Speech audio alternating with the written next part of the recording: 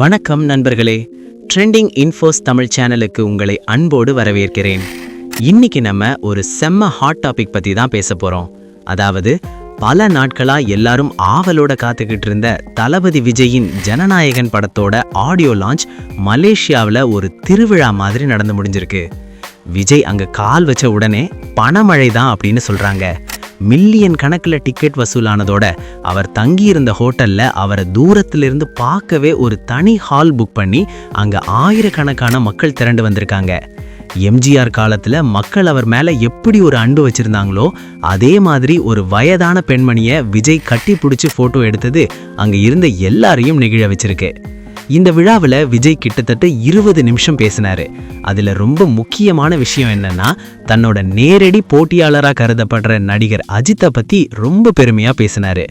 மலேசியானாலே என் நண்பர் நடிச்ச பில்லா படம் தான் ஞாபகத்துக்கு வருதுன்னு அவர் சொன்ன உடனே அரங்கே அதிர்ச்சு.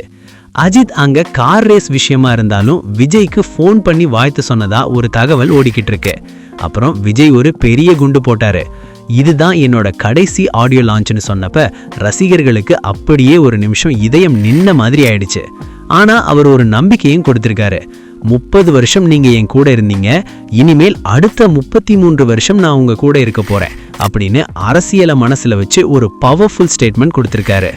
இன்னொரு பக்கம் போறவங்க வர்றவங்கெல்லாம் நமக்கு எதிரி கிடையாதுன்னு விஜய் சொன்னது இப்போ பெரிய விவாதமாகிக்கிட்டு இருக்கு. இது சிவகார்த்திகேயனுக்கு சொன்னதா இல்ல அரசியல்ல அவரை விமர்சிக்கிறவங்களுக்கு சொன்னதான்னு தெரியல.